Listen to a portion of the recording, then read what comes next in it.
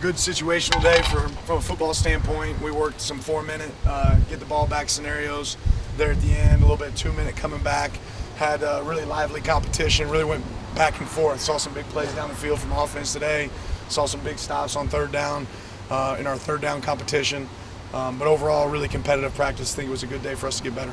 How in-depth of conversation do you have with players after scrimmage, like on Saturday, about where they kind of are on the depth chart and where they are going? We're going to talk a lot about depth chart. We talk about how do we get better.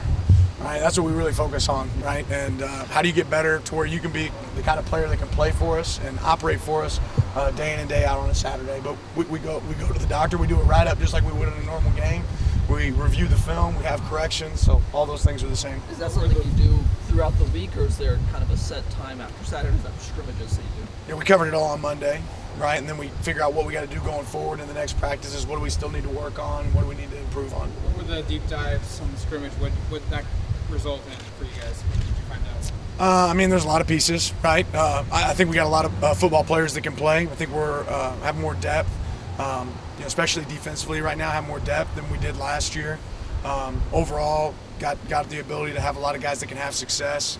Need to continue to coach the fundamentals, right? When it comes to ball security or attacking the ball, both sides of that, and just playing ball. What do you hope to do differently, or what are you hoping to incorporate differently this week into a second scrimmage? What are you looking for results-wise in the second scrimmage differently than last year? Yeah, we'll just incorporate a couple more situations, right? Try to create the game before the game. Talk about scenarios about when it's right to go down as a runner inbounds as opposed to out of bounds. Situational football like that. You mentioned on Saturday with Terrence out that there'll be guys capable of filling in at tight end. Has anybody actually started doing that on a day-to-day basis in practice and share any of those names? Yeah, a few people, right? Like Mateo's a guy that's had history. Shipley is a little dinged up right now, but he's a guy that's been able to flip over to the other side. We also got guys like Connerly lined up at tight end last year in a game. So I think we got a lot of guys that have some versatility there. But certainly a position that we have a need for and have our eyes open for. Jamal, both working in a couple different positions here. You mentioned his versatility. What about him made him a kind of fit there, and what have you seen from him when he's at the second level so far this spring? Yeah, smart player. Tries really hard, plays really hard. I think that shows up consistently. The effort that he plays with can take information, use it to figure out what he needs to do better the next time, and then just plays with a level of intensity. I think he has a lot of respect from his peers.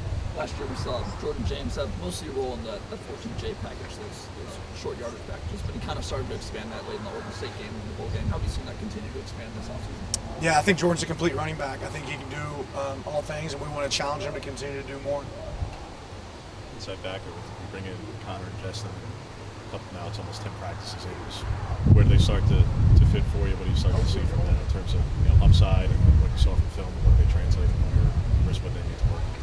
Yeah, those guys are just working really hard. I think we got a really good competitive group that works well, meshes well together.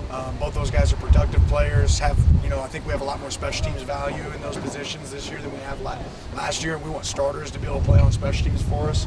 But those guys just ultimately, they work really hard, right? And they're starting to reap, the benefits, the fruits of their labor. I don't know if you've asked you much about the return game. I'm not sure how much live kicking you've done, but did anything sort of pop there for either the kick or punt return?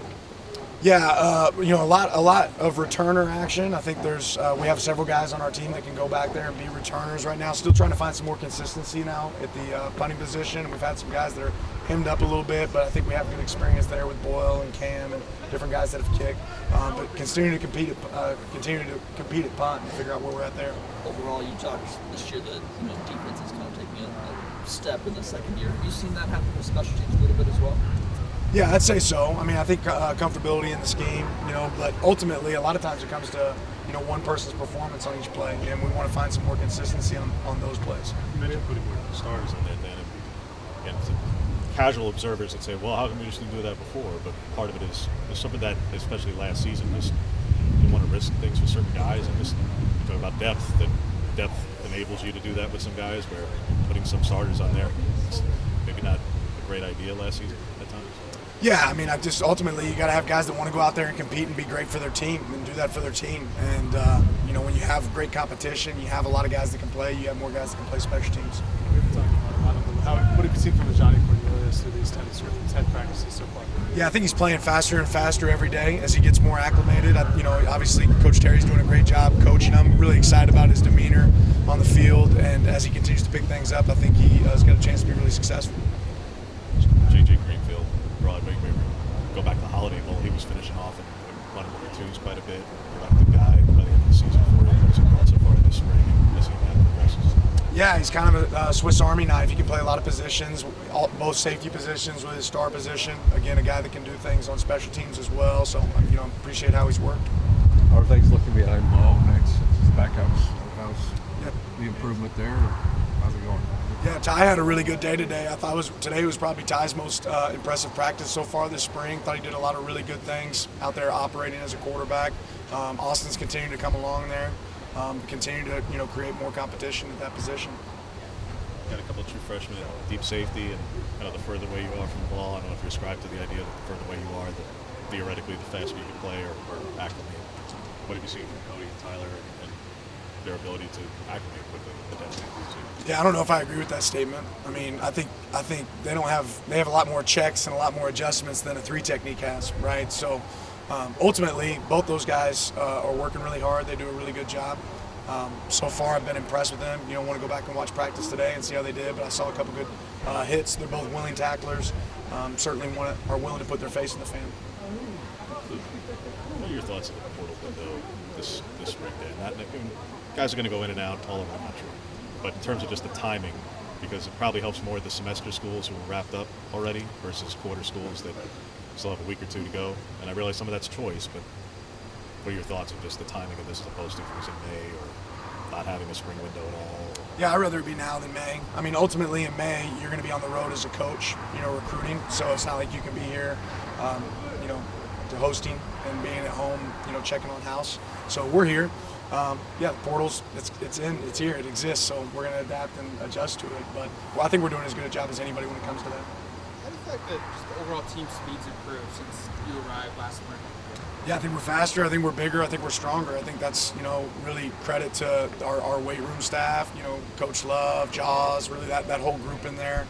Shad, Coach Tupou. I mean, we just got a bunch of guys, Coach Davis, that have done a great job in the off-season training, and then we do a good job of monitoring it too and making sure we continue to hit high speeds. Is there anybody who's kind of caught your eye in that sense, who's substantially just appears more athletic than they were last year?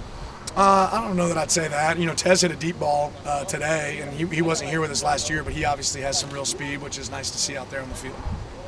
Appreciate it. Thanks.